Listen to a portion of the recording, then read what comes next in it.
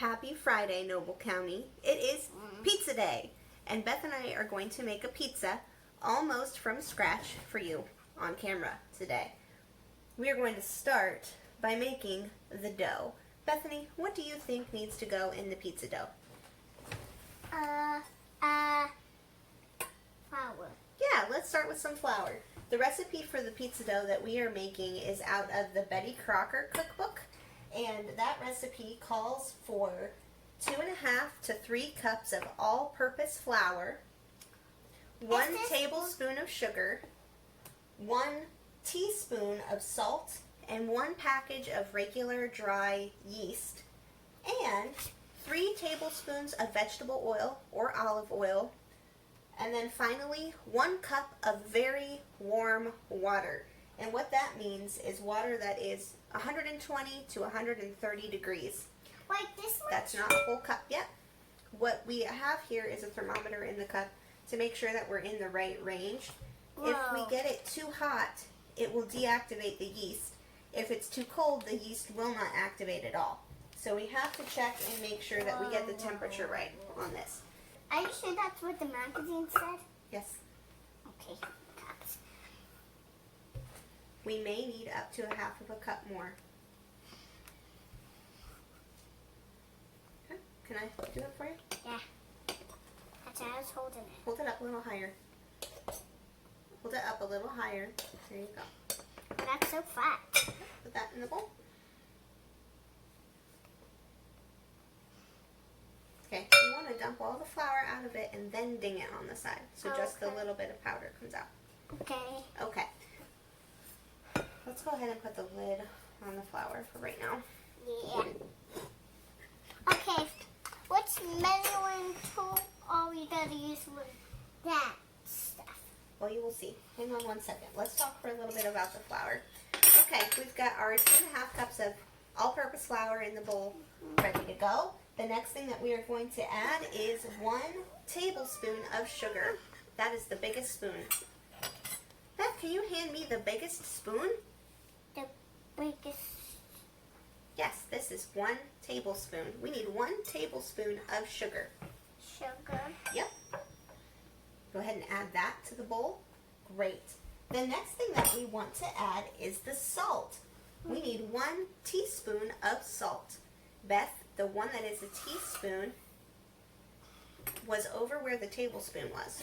Tablespoon. That was the big spoon. Can you get the next one that's sitting next to it?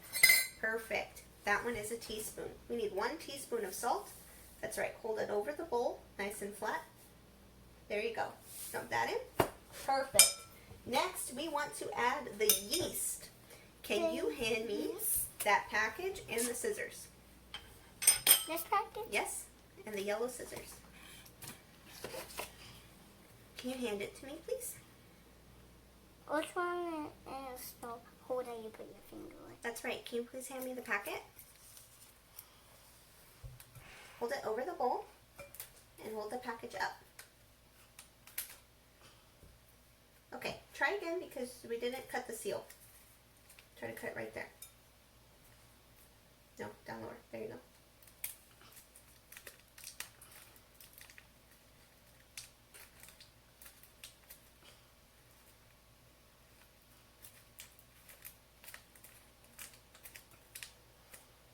That's enough. Okay. Add the yeast in. And now we need to add our warm water. Remember, this needs to be between 120 and 130 degrees. Whoa. Pour it in. Excellent. And now we're going to add it to the mixer. We need to add our oil as well. That's going to take 3 tablespoons. Can you hand me the big spoon again? Big spoon. Right there. Right there. Right there, made a big. 3 tablespoons. May I have it? 1, 2, 3. And now we are going to let that mix, Wow, it's going so fast. scraping the bowl frequently. This happens with dough sometimes, Beth. It wants to climb up the mixer. I need a scraper. don't back up. Don't bump your head.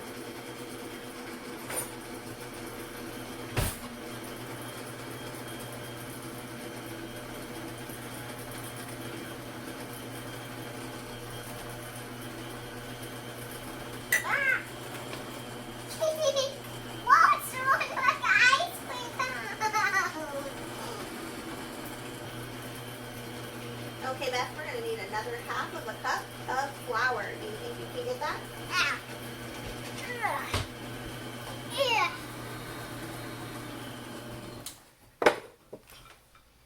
Yep, the half cup. That's a full cup. Use Oh. a half cup.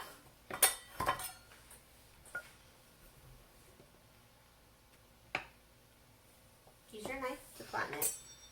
That's what I was trying to do.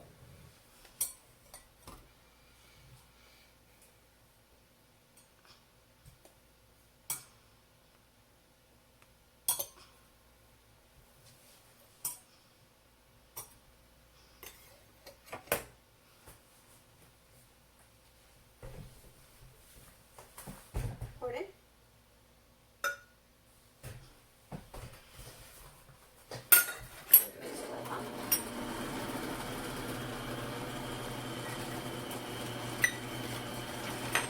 Sticky, isn't it? It is sticky. I want to touch it. Well, Do you you don't have need to. more flour? Maybe. We'll see. That's so sticky. I'm not touching it. Make you wonder what to bet. Ew, what are you doing? What are you making? Yeah, that's like slime. Slime is not my favorite. Slime is not your favorite? No, no, no. I thought you liked slime. I do like slime. That's when I play with slime. Not that kind of stickiness.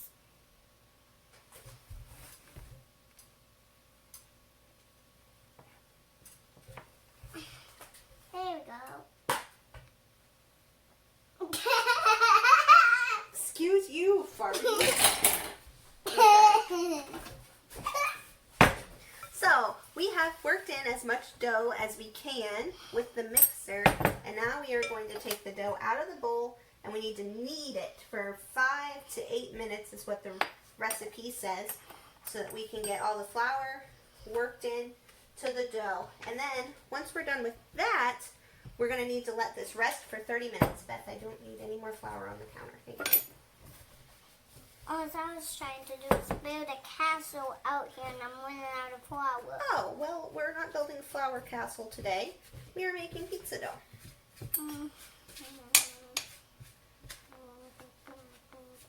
It kind of smells like Play-Doh at this point. Yeah. So stick, so floury.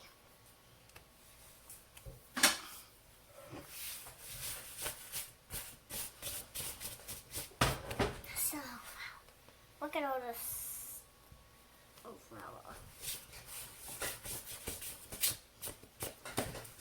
Okay, Bethany, do you know where flour comes from? Farmers. It does come from farmers. Farmers who grow wheat.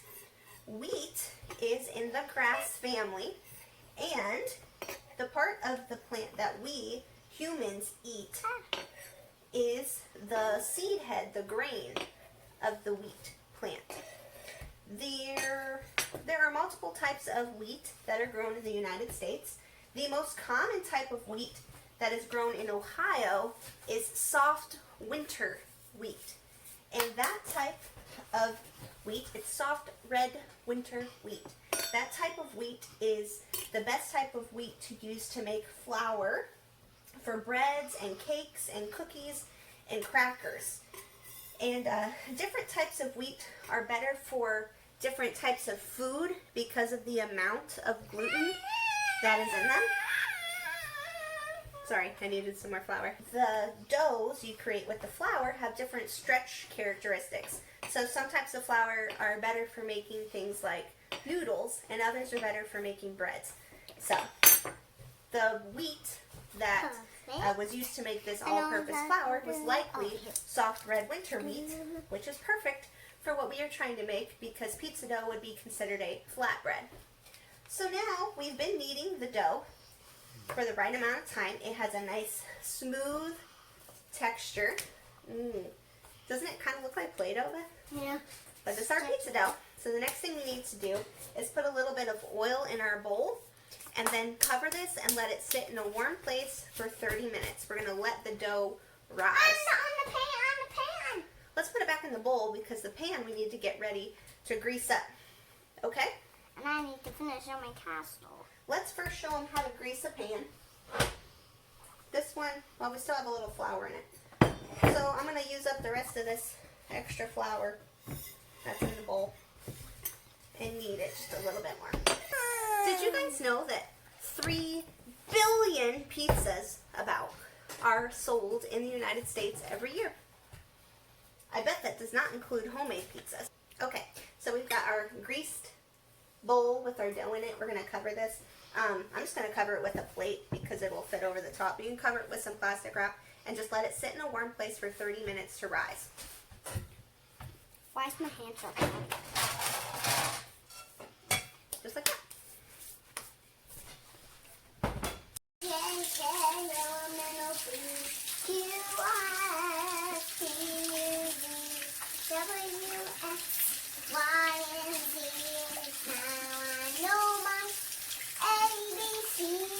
Next time we're visiting with me.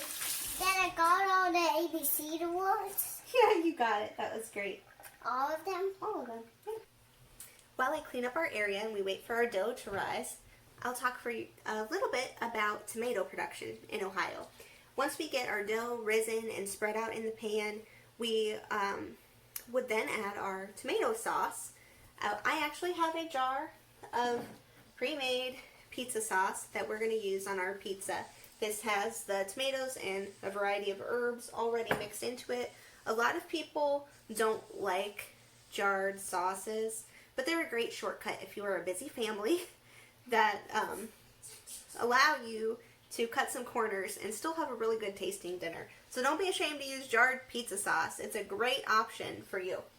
Something else that you can do if you don't have a jarred pizza sauce and you want to make your own sauce, another shortcut, if you have some crushed tomatoes, you can make some pretty good pizza sauce from a jar of crushed tomatoes. This is basically the start of a sauce anyway. You just need to add some seasoning, some garlic, some oregano, just a general Italian seasoning mix will do just fine, and just cook it for a little while until those aromatics are really present in the sauce. Check it for salt as you're cooking it. Just put it in a saucepan, cook it with the herbs for a little while, and you'll have a nice sauce. Another great alternative is tomato paste. This little jar of tomato paste will be enough to make plenty of sauce to go on your pizza. All you need to do is add some more water to it to reconstitute it as a sauce, and then add your herbs in as well. Same process as before. You could kick it up a notch by adding in some onions. Some fresh garlic would be good, but if you don't have those, you can also use packaged dry spices. Just taste it as you go till it gets to what you like. Sometimes it takes quite a bit of seasoning to get that flavor into the sauce, so get that done. There's lots of shortcuts you can take. If you happen to have fresh tomatoes or diced tomatoes, you can cook those down and use a potato masher or your food processor to puree those and create a sauce as well, and that's an excellent option too. When it comes to tomato production in Ohio, we actually are a big producer of tomatoes. We, in a typical year, will produce 95,000 tons of field-grown tomatoes. That doesn't even include the hothouse tomatoes, greenhouse tomatoes that are often sold and marketed for fresh consumption, like for salads or sold at farmers markets and so on. So that's pretty cool. It does take a while to get from seedling to mature tomato. So many of those are started in a greenhouse and then transplanted into the field. That's the best way to do it. You can get a jump on the growing season. Just like we've been talking about on the lives, if you're trying to plant tomatoes in your garden, you want to start them inside for a few weeks and then move them outside. A lot of that work, that transplanting and harvest work, is a combination of hand labor and also machinery labor. If you've never watched how a transplanter works going through a horticultural crop field, look up some videos on YouTube. I will share some here so that you can see what that looks like, on how that machinery speeds up the process, but it still takes skilled operators to make that happen smoothly. So yeah, tomatoes are a really popular commodity for the state of Ohio. It's very likely that the tomatoes in some of the sauces that you have in your cabinet are Ohio tomatoes. The other really important ingredient for a pizza is, of course, your cheese. Now, I recognize that some people don't do dairy, or they don't do gluten, or they don't like a certain vegetable or certain meat. You can do all kinds of beautiful things with pizza. It's so versatile. Pick whatever toppings you like. I'm just telling you the toppings that we typically use on our pizzas, whether we're ordering it or making it ourselves. So cheese is the next layer of the pizza. The cheeses that we're going to use today are mozzarella cheese and an Italian cheese blend. This cheese blend contains mozzarella, provolone, romano, and parmesan. The nice thing about these Italian cheese blends is that by using a blend, you get the right amount of stretchiness and also flavor and texture that's needed for a good pizza. You want to pull that piece back and have some stringiness associated with it, but you also want some additional heft added to that cheese so that it doesn't feel rubbery when you're chewing it. So the best way to do that is to use a blend of Italian typed cheeses. Now, Ohio is a big producer of cheese as well, typically producing 222 million pounds of cheese in 1 year. Ohio is the #1 producer of Swiss cheese in the United States. Typically, Swiss cheese is not used on a pizza, but you certainly could if you wanted to do, for example, Philly cheesesteak pizza. That'd be a great idea. You could use Swiss cheese for that. But, of course, the more cheese you use, the better it is for the dairy industry, so don't be shy on the cheese. I do like to do double layers of cheese on our pizza. You'll see later is I put a layer of cheese, then a layer of meat, then a layer of cheese on top of that, to really get to amplify the cheesiness. That's what I'm going for. The next ingredient that we're going to use on our pizza is pepperoni. Pepperoni is a prepackaged processed meat, and the way that pepperoni is made is primarily from ground pork and ground beef, a ratio of the two together. Now, some people are kind of turned off by the idea of two different types of meats mixed together, but you do that when you make meatloaf at home. In a typical recipe, you're going to mix ground beef and ground sausage to make a meatloaf, and what you do with that is you're getting the right texture for those meats. You're adding enough fat to go along with the other fibrous portions of the meat to get the right consistency and to get it packed full of flavor. So pepperoni is one of those products that you can use with the smaller chunks of meat that haven't gone into the larger retail cuts, and you can grind those down, blend them together, and then press them into a sausage and then cure it so that it is preserved for the long term. So you can actually look for your pepperonis on the store shelf rather than in the refrigerated section because they are shelf stable. And so that's helpful if you're looking for some shelf stable foods. Pepperoni is one of those that'll last for a while in your cabinet. But once you open it, you do want to put it in the refrigerator.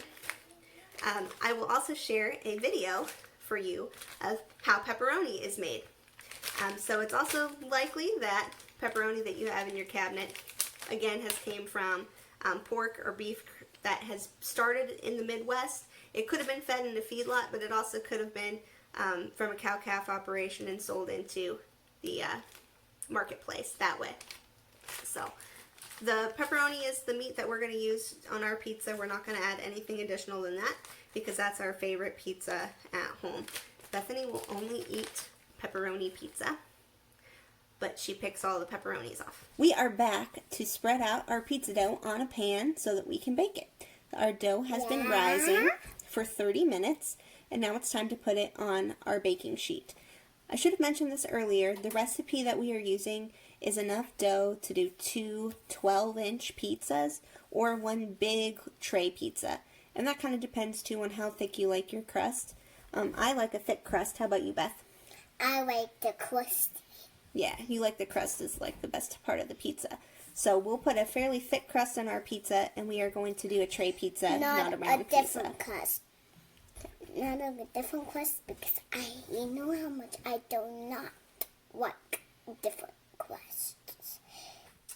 Our dough has been rising for 30 minutes, and now it's time to put it into our baking pan. It is going to need some additional time to rise after this, so we're going to get our dough fitted into the pan. We may have a little bit extra dough to make a mini pizza. I may use all of it in this dish because we really like a thick crust, so I might try to do kind of a deep dish pizza in this case.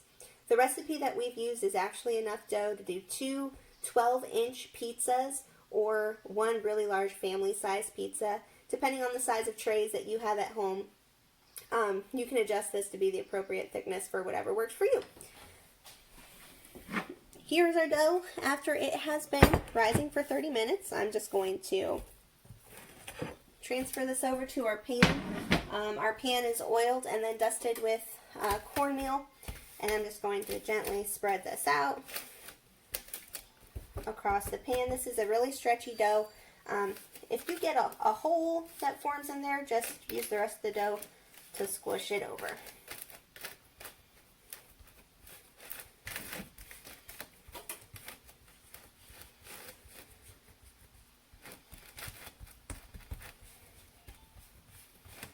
A few minutes before you are ready to put these in the oven, of course you want to preheat the oven. So ideally we're going to let this rest for another 30 minutes in the pan, and I would set a timer for 25 minutes. Come and preheat your oven, and then once your oven's done preheating, you'll be ready to put your crust in. This crust recipe, what you want to do is partially bake the dough for about 20 minutes before you add your toppings. That way the dough doesn't get soggy with the toppings on it. We do want it to be baked all the way through when it's time to eat the pizza. So that's why you're going to pre-bake it a little bit.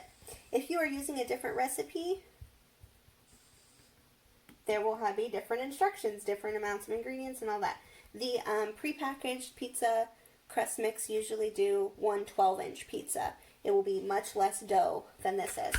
I've got this spread out. If you can see how thick this pan was, it's about half full of dough. So this is going to be pretty big once it rises. I'm actually going to push it a little bit more towards the edge to get a raised edge of dough on here. The pan that I'm using, this one is 15 by 10 by 3/4 of an inch tall, which should be enough to keep our toppings from spilling out when the pizza is baking. And of course you do want to oil your pan so that your crust is not stuck to the bottom, and the cornmeal will help you with that as well.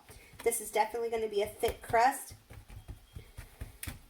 Like I mentioned, that's what I want. If you were going to do a thin crust though, this would easily do 2 pans this size, super thin, or a decent crust on 2 12 inches. So that's what it looks like. We're going to cover it with plastic wrap, let it sit for another 30 minutes, and then we'll come back and partially bake it and then add all the ingredients. Alright, so we've let our dough rise for about 30 minutes. I'm just going to, since I didn't wash my hands, I'm just going to re-press this out to the sides so that it's easy for our sauce to sit in here after this bakes for a little while.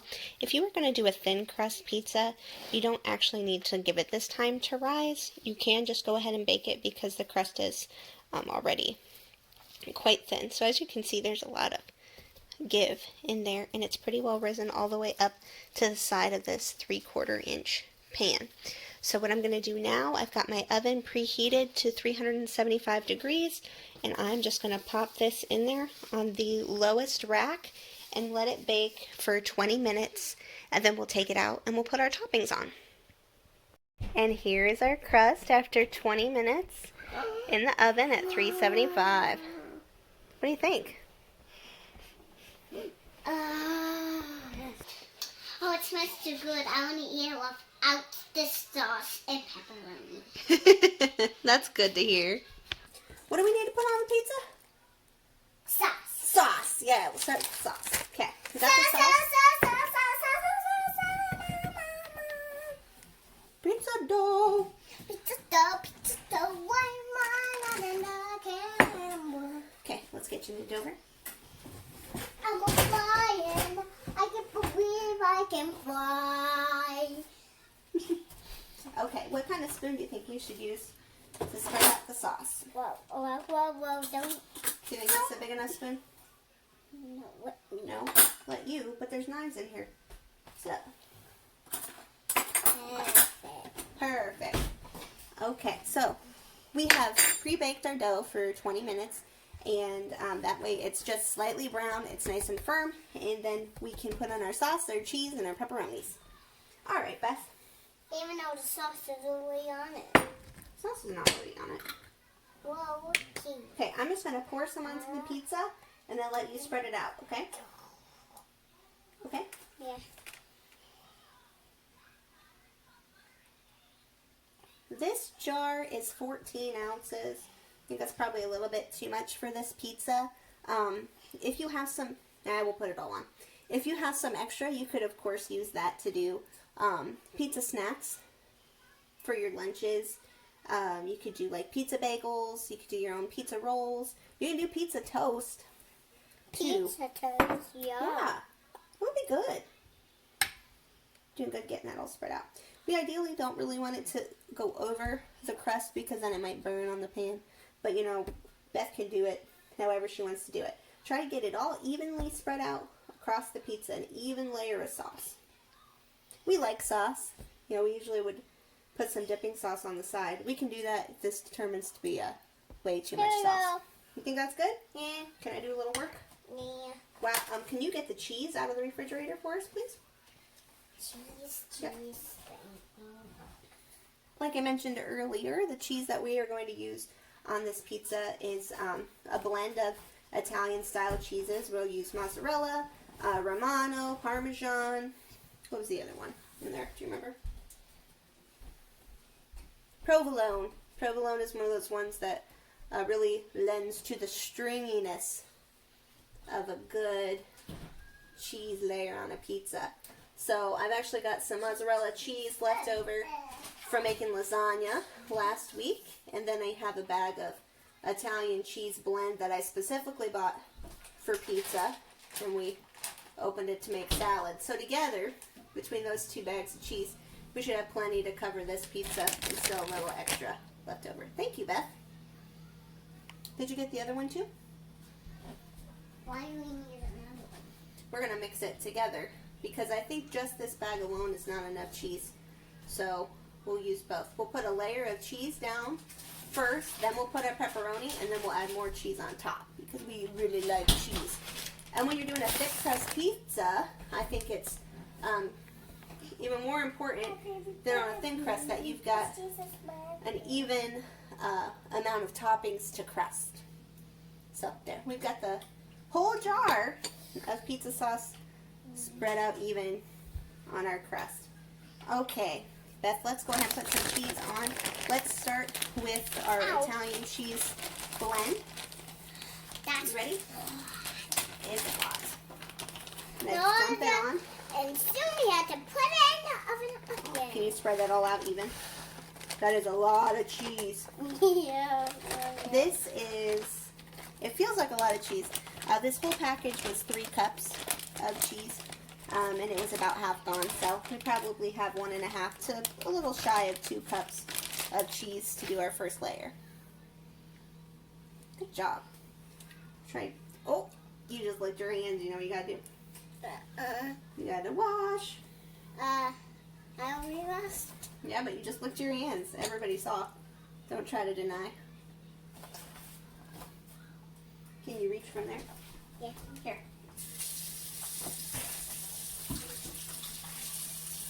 I'm gonna get nice, even layer of cheese. If you don't get your toppings out there even, they'll tend to slide off the pizza when you try to take it out, or the crust will definitely not bake evenly. So I will open our pepperoni.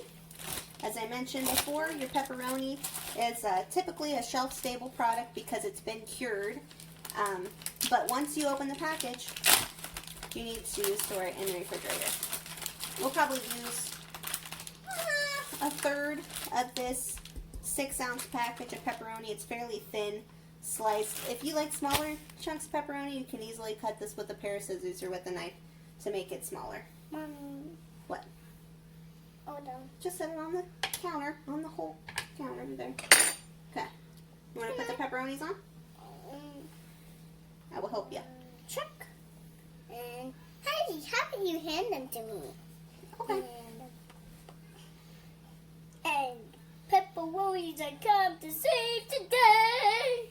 Earlier I mentioned that most pepperoni that you buy in the store is probably a mix of pork and beef, ground pork and I'm gonna beef. save you.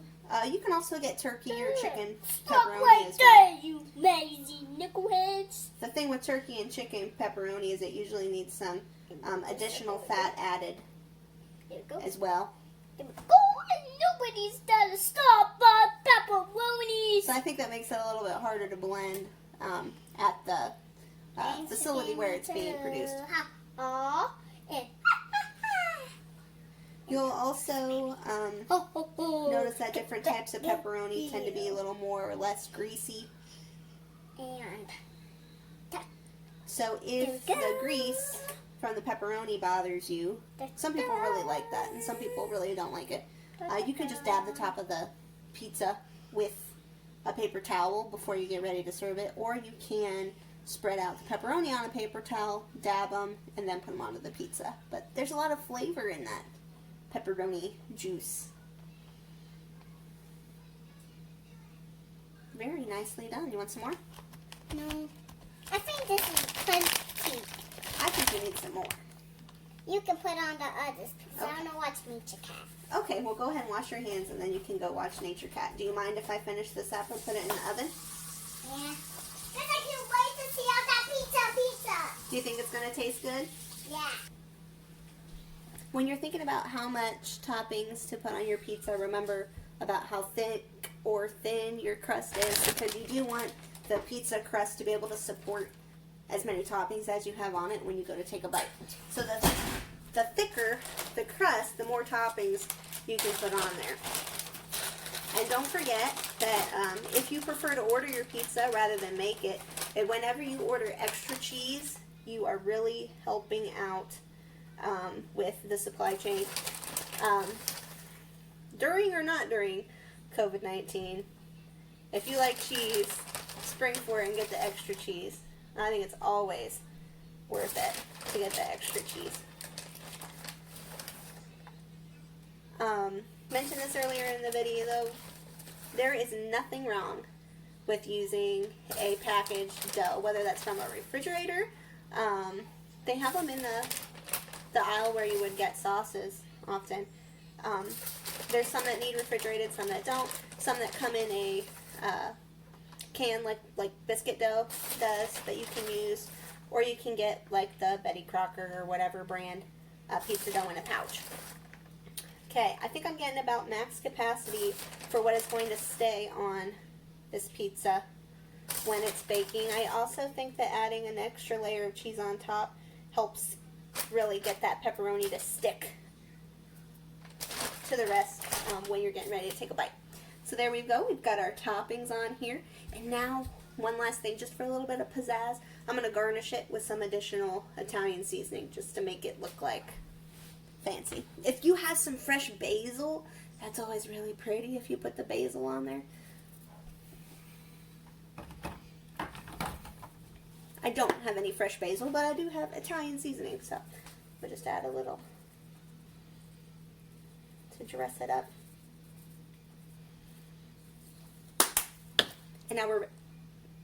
And now we're ready to go in the oven for another 20 minutes until all the cheese is nice and melted and just slightly starting to brown.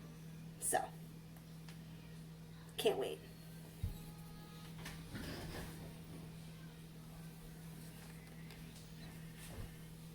Ready to see the pizza? Yeah. Remember, it's hot. Ooh. Pizza. And here we have our beautiful thick crust homemade pepperoni pizza.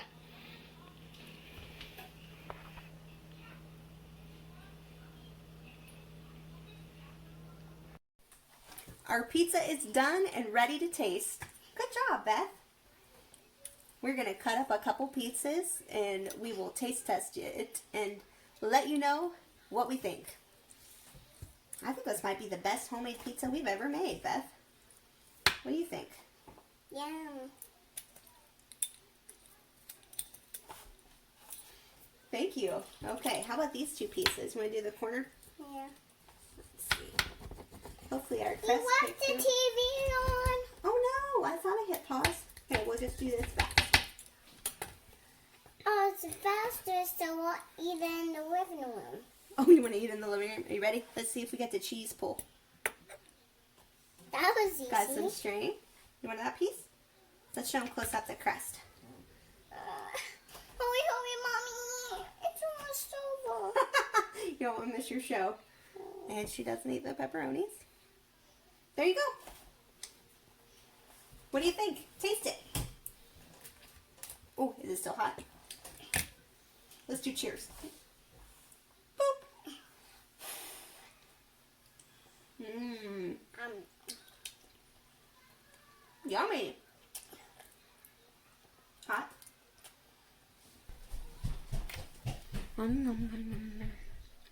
Really good. The sauce that got on the bottom, that's kind of like a caramelized tomato sweetness.